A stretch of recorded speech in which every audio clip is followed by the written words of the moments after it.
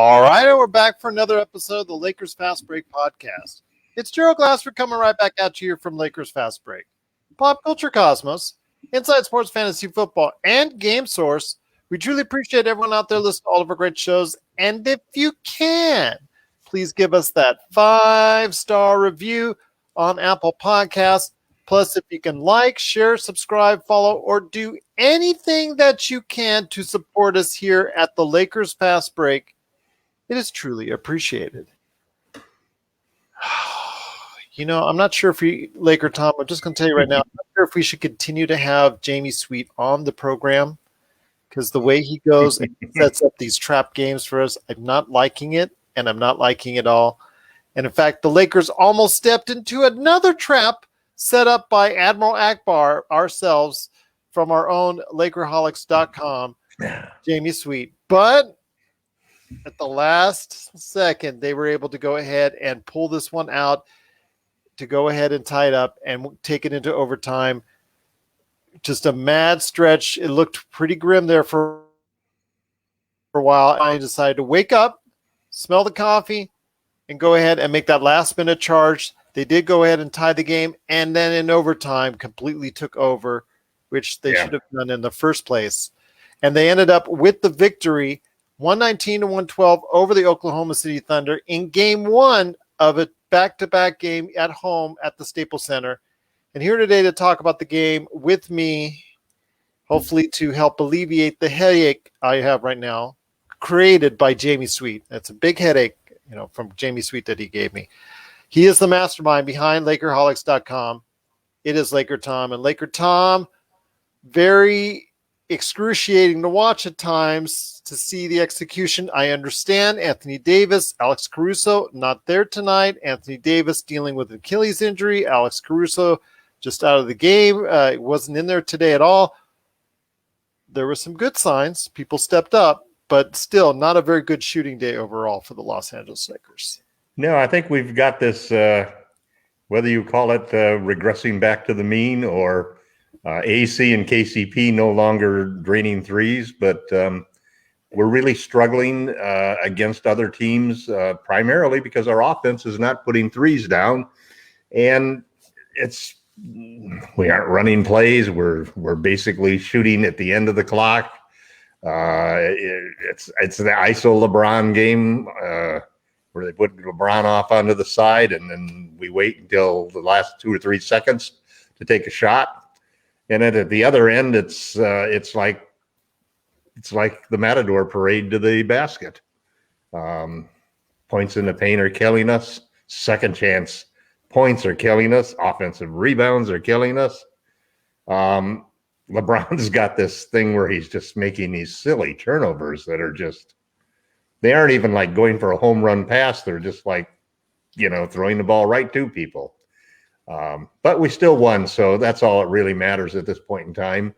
I feel foolish. I spent a good deal of time crafting this article for Lakerholics.com on how we can get out of these situations where we play down to our opponent's level, and sure enough, we played right down to our opponent's level. And it's sort of like we're on a campaign to prove that on any given Sunday or Monday or Tuesday, Wednesday, Thursday or Friday or Saturday, any team can beat any team.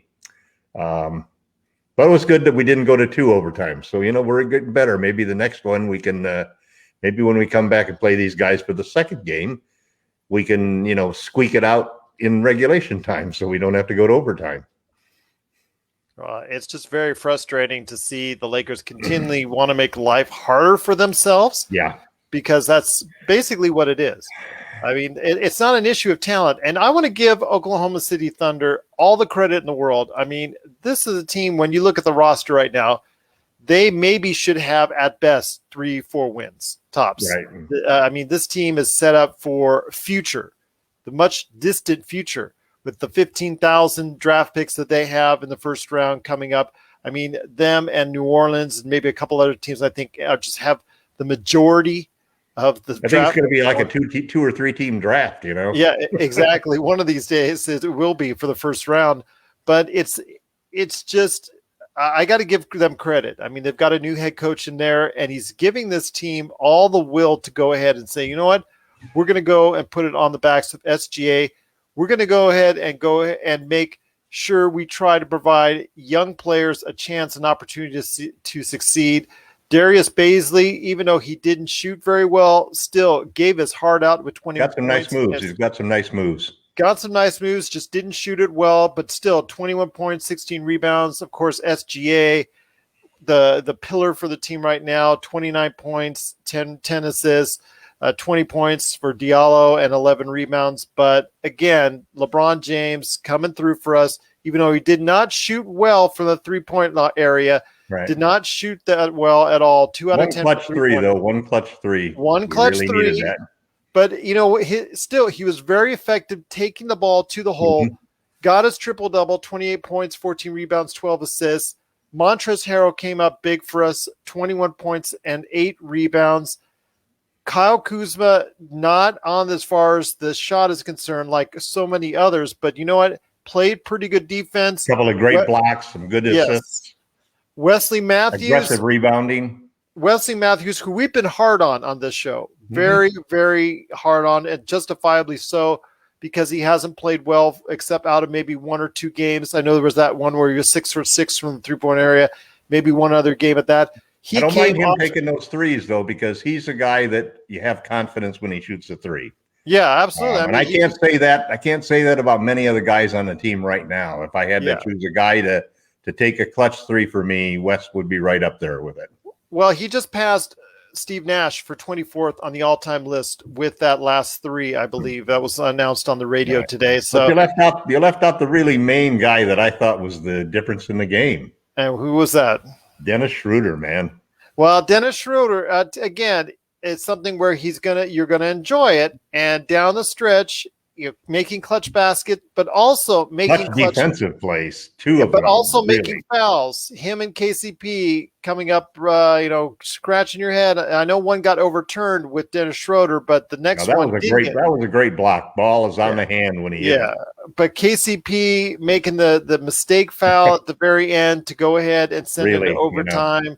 What were they thinking? I'm not sure. But Dennis Schroeder, couple turnovers late, but also as well some really nice clutch baskets. Again, with Dennis Schroeder, didn't shoot well today, but still did what he needed to do to get the job done. I really just am truly thankful that he's on the team.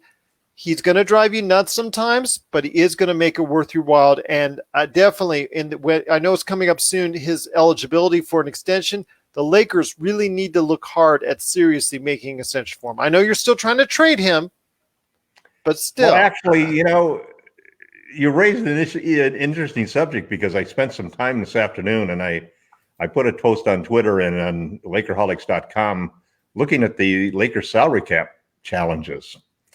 And it's kind of funny. If you just assume that the Lakers, based on where they're on the salary cap right now, we're at like 136 million, and we're under the hard cap of 138 million, but the salary cap threshold line is 132 million.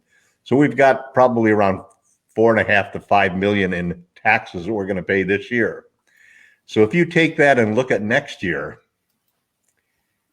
it's really alarming, because first off, you figure we're paying $5 million because we're about let's say we're $3 or $4 million over the threshold. Yeah. Well, we have Kuzma's extension coming up. Yeah. That's a $10 million bump. That means we're now $15 million over the tax line. That means that we're going to pay for Kuzma not $10 million, but probably another 7 or 8 in taxes. That's a $17 million extension. It's not Kelly Oubre money yet. Now but wait up. If you give Schroeder a $2 million extension to 18, and he probably wants more than that, and you give Alex Caruso a $2 million extension, and then you look at the real big killer, which is THT, because he's only making 1.5 now, and he's going to get at least 10 million and probably more But if you just give him 10 million, Schroeder 18 million, and Caruso 4 million, which are really probably lower than all three of them could get on the open market, you're now $20 million over the tax line. And your luxury tax bill for that $20 million, catch this, is $45 million. I get that, Laker Tom, but we're not going to pay $45 million. Even the Lakers aren't going to pay $45 million, which means that you either let Schroeder walk, or you let THT walk, or you work some sort of trade where you're trading with, and there are a lot of teams that have salary cap space next year, or you're making a trade to some team where you're going to save $10 million in salary cap by sending out a bunch of guys, sending out $20 million sending out $30 million for a $20 million player. We're going to have a struggle to keep all three of those players next year. And that is assuming that you let Montrezl Harrell walk. So the depth that we have right now is going to be hard to keep. It is, and you got to make choices. People are really gearing up, and three of those guys really deserve to have some big raises, and unfortunately, other teams are going to realize that, and I think we're going to see heavy people going after THT. Yeah. And I don't think we're going to see an extension for Schroeder. I don't see how we can do it. It's going to be hard saying, you know what, Dennis, we can't make a deal with you, because if that's the case, it's going to be another quality player out the door. And it points out the bargains that you have to appreciate. Markieff Morris at $2.5 million, and these guys that are making $2.5 and $3 and $4 million, with the exception of Wes Matthews, they're only getting charged. The Lakers are only getting charged on the salary cap for $1.6 million, because the difference is basically made up by the league based upon how many years they've been playing. There's a veterans minimum of $1.6 million, and then anything they get over that is according to a scale that they have for how many years of service they have in the league, and the league pays that. Yeah. So enjoy the depth we have, because there is no dreams that we're going to make it even deeper, and it's going to be hard to keep the guys we get. And I understand that, Tom, but in order to go ahead and maintain a certain level of excellence that, is now expected by LeBron James and also Anthony Davis, you are going to have to keep building a team around them. And if that means you have to I paid the $45 million. I don't know if Jeannie Buss would be willing to pay. Well, you know what? I mean, all due respect to Jeannie Buss, but we're talking about a team that's how much is it worth to Forbes? It's the number one. That and New York Knicks are two of the top. It's worth billions. Yes, billions with a capital B. Okay, so if that's the case, probably 10 times what we just talked about, but $45 million. Yeah, I mean it's in the $4 billion range at least. But what I'm saying is that if she doesn't want to go ahead and if she wants to choke on that kind of money and not saying, you know what, I'm going to balk at that, and not being able to do what it takes to help this team stay at a championship level, then sell the team. The Lakers demand a winner. I don't know. Will anybody pay that much? I mean, because what happens is when you look at that last contract that you put on there, that last $10 million you put on there is costing you $25 million. You saw what the Golden State Warriors were willing to do just to put Kelly Oubre on the team.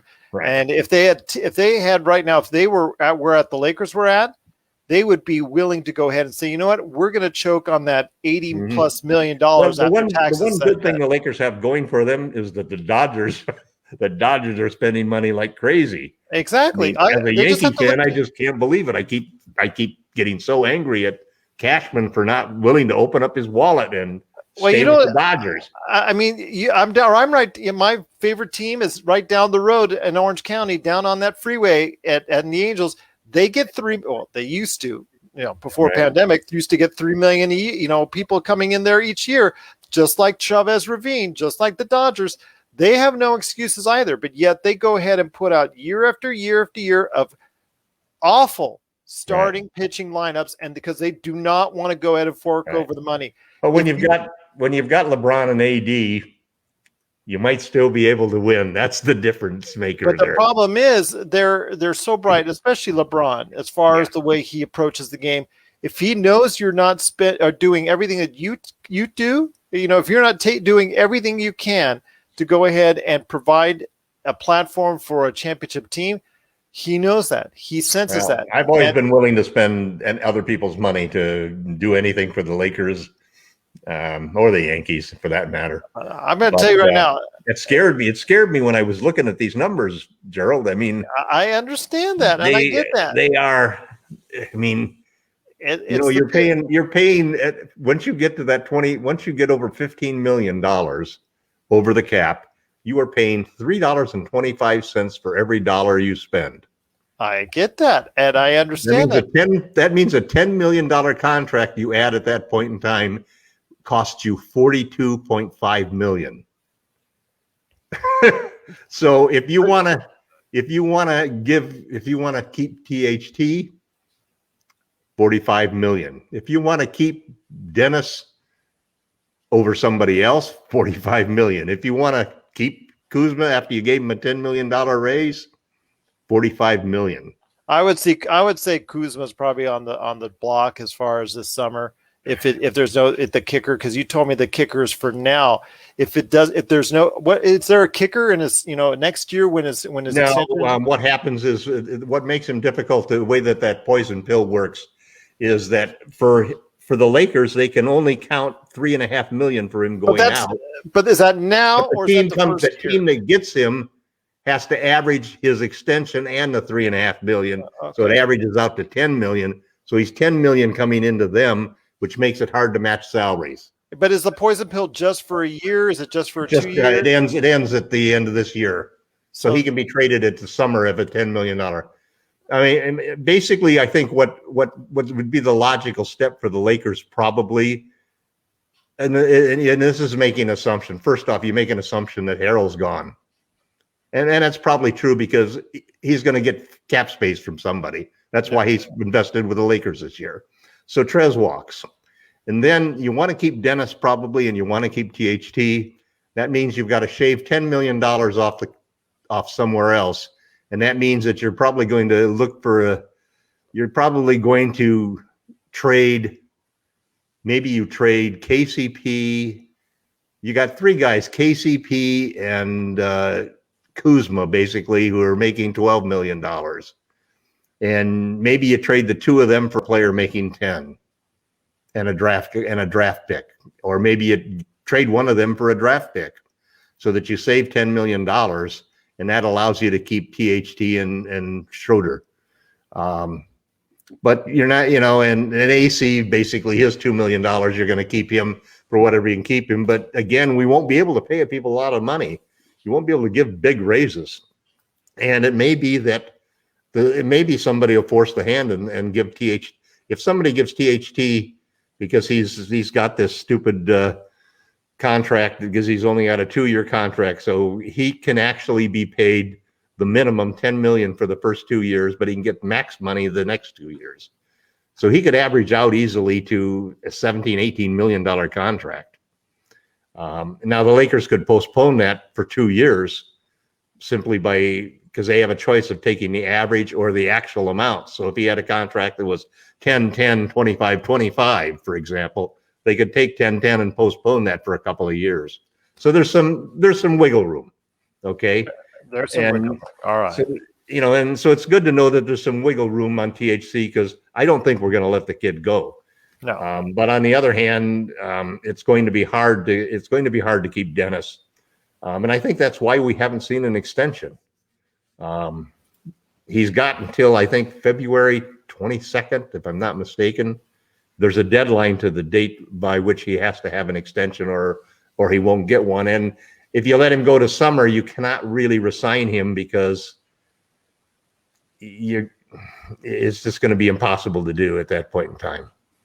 Well, so many decisions to be made financially. Again, don't ever doubt the fact that the Lakers ever go on the block, somebody's not going to pay $4 to $5 billion for them, because they would. I mean, you saw. I'm sure they would, but Jeannie Buss is not going to do that. And as I said, there's there's wiggle room and there's what they have to do is they have to find a way to see. They can make an unbalanced trade if they find somebody who, they can send out more money and take less back.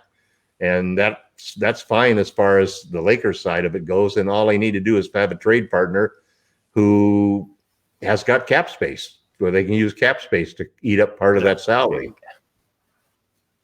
And the reason why we're talking about this, there's probably 15 to 20 teams that have cap space next year, because everybody was gearing up for Giannis and all of these people, Giannis, LeBron, and Kawhi, and all these people to be free agents next year, and they're not going to be, Well, instead you've got Victor Oladipo and and a bunch of guys at that level.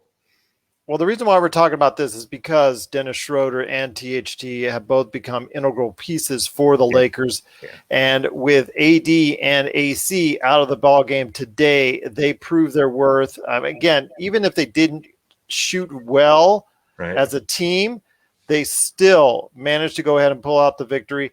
It's kind of concerning, 23% from the three-point area, 46% overall, not exactly the way you want to get it done, but the Lakers did get it done, 119-112 in overtime over Oklahoma City. And before we head on out, my friend, I know you've got much to write about here in the coming days, although, like you said, you may have to tweak some of what you wrote. But before we head on out, good defense, though. 39% that they held Oklahoma City to overall, and 31 from the three-point area. That's getting it done defensively. But before we head on out, I want to hear what you're working on for Lakerholics.com. Well, I've been worrying about the three-point shooting because we really have regressed to the mean, and part of the problem is that some of our best players have really been excellent at getting to the rim, and when you balance those things off, there's really two types of teams in this league. There's a type of team that basically has got a load of outside shooters that are just going to fire away, and they're going to shoot, 43s a game. And then you got the Lakers, who are, ranking in the 20s, the bottom third of the league as far as how many shot attempts they take. And part of that, what's happened with the Lakers is that a lot of those shot attempts are not coming from LeBron James. And they're not coming from the Wes Matthews or the KCPs and the Alex Carusos that basically are, and the THTs really are not primary three-point shooters. Their games are based on other areas of contribution. So the Lakers, I think one good sign that I saw tonight was Matthews coming back into play and Morris. Because when you think about the three-point shooters that we have, the one problem with the nine-man rotation that Frank Vogel has decided upon up until tonight was that it left out probably two of his most reliable three-point shooters. And if you combine that with the fact that Caruso and Alex aren't shooting as well as they used to, and THT is really not primarily takes fewer threes than anybody else because of his ability to get to the rim, all of a sudden we're relying heavily on LeBron James hitting from outside. And if LeBron's not hitting from outside, we have real problems. So it's going to be interesting to see what Frank Vogel does with the rotation.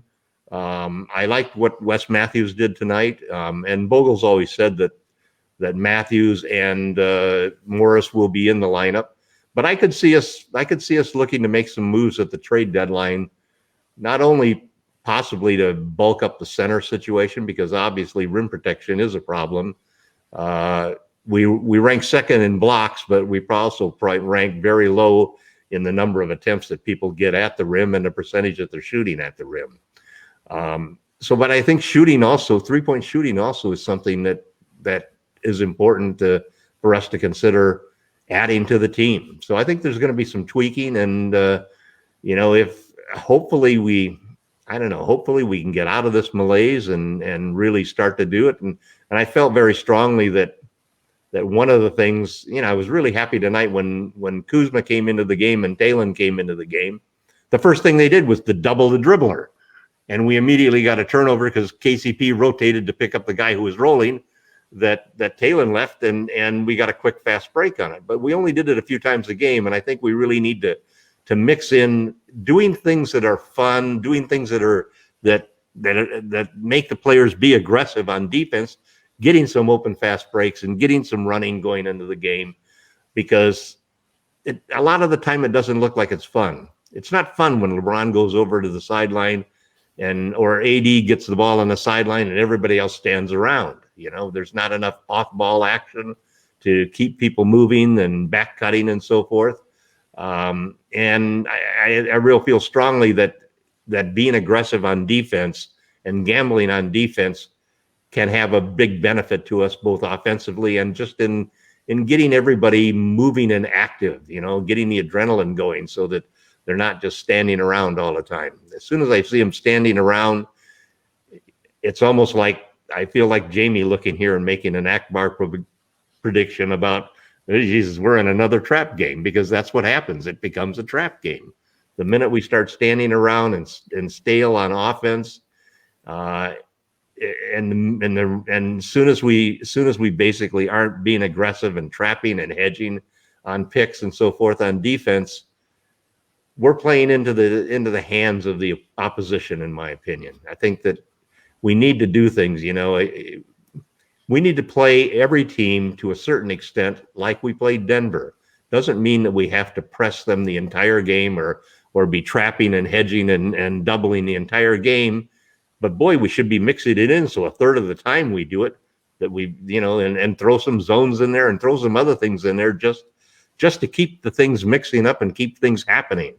Because we're playing so vanilla on offense and so vanilla on defense and so predictable that I think the players are almost as bored as I get watching the game. Well, somewhere in Southern California, Jamie Sweet is laughing right now at us right now for the trap he almost laid out for us. Stop making these trap predictions and get his butt on here onto the podcast. Well, I'm going to try. You know what? I know he has no more trap predictions unless he shows up. That's what I think should happen. I'll let him know. Okay. But LakerTom, it's been great having you on the show. Before we head on out, I want to go ahead and pitch three things I really want to go ahead and get across. First thing is the NBA Carousel. You want to go ahead and check it out on YouTube. Great show, brand new from Sideline Sports. You want to go ahead and check out the great work that they're doing. There's analysts from every team that stop by, including myself that covers the Lakers, that stops by every now and then to go ahead and give reports on the team. So you want to go ahead and check that out. That's the NBA Carousel. Just type that in on YouTube and it comes right up. I also want to go ahead and plug a show that I just did that dropped worldwide on radio and also on podcast outlets everywhere. The latest Pop Culture Cosmos, where we cover the worst and the best of the latest Super Bowl ads that happened this weekend. So we cover the best and worst on Super Bowl commercials. So that was really fun to do with my daughter. Plus, we talked about Falcon and Winter Soldier, WandaVision Episode 5. We also had more to talk about with WrestleMania and more, and that's on the latest Pop Culture Cosmos. And finally, a big shout out to our friends in the Qatar, because the great country of Qatar is done. I guess they're listening to us right and left, LakerTom. We're one of the top sports shows and the top basketball show in Qatar on Apple Podcasts. So big shout out to our friends in Qatar. We want to thank you so much for listening to us right here at the Lakers Fast Break, making us the top basketball show in your country. We cannot thank you enough for doing so. But any last thoughts, my friend, before we head on out? Well, we sure don't want to have a split with Oklahoma City. No, we can't. I mean, because Utah's playing at a very high level. Yeah. We're still. They've got a tough schedule, though. They've got a tough schedule coming up. Utah does. So they're still on the road, and I checked that out. Yeah. But they are still a half a game in front of the Los Angeles Lakers for overall best record in the NBA. Kind of want to change that around. Drop out of the top 5 and most of the power rankings too. Well, your favorite player, Paul George, has been out of the lineup the past 2 games, and they've dropped the last 2 games. Yep. Has that been a coincidence? I think not. So that's all I'm going to say right there. I think Paul George has been playing so well this season. I understand it's not the playoffs, but getting back to our All-Star conversation, which you can check out on the Lakers Fast Break channel, it was a great conversation. Some wild picks by LakerTom at the very back end. and even wilder picks by Jamie Sweet. I don't know what he was thinking with Boogie, but Boogie Cousins, yeah. So I will just say this: you got to go ahead and check that out. It was a great conversation, though. LakerTom starting, I've got really not too much in complaints, even though it's funny where you were like bagging on AD, picking on AD all season long. But if he isn't one of your starters, my goodness, it's got to be one of your starters. So. Well, it's all a comparison of what know, AD could be doing versus what he is doing. Yeah, okay, fair enough. He's still he's still the second best player in the league, in my opinion. Well, I mean, as far as power forwards, you don't have that much options. So I get it. As far as in the Western Conference, I could put him at center, and he'd still be, he's still the best center in the league when it comes down to it. He's the prototype modern center because he can do all three things that you need them to do. Oh, and he can score at all three levels, and he can defend at all three levels. Oh yeah, playoff. Nobody else in the league can do that. I won't disagree with you on playoff AD. I'm saying right now he's not playing like it. Jokic and Embiid are playing a level above him, but playoff AD is better at both ends of the floor, and we've seen that. And there's actually a banner that's proof of that. So I won't question you there. But right now, especially with the Achilles injury, I'm a little concerned. Because, he sat out today. Yeah. We're going to see how long that's going to take. I've always been pretty sensitive to Achilles injury since I've had a couple. Yeah, so I'm not going to sit here and go ahead and blame him for that. So obviously we want him to feel better. And Alex Caruso, want to see him get better too. So hopefully they'll be back for game 2 of back-to-back with Oklahoma City, and that's going to be on Wednesday. Guess when we'll be back? We'll be back on Wednesday to cover it all after the game right here at the Lakers Fast Break Podcast.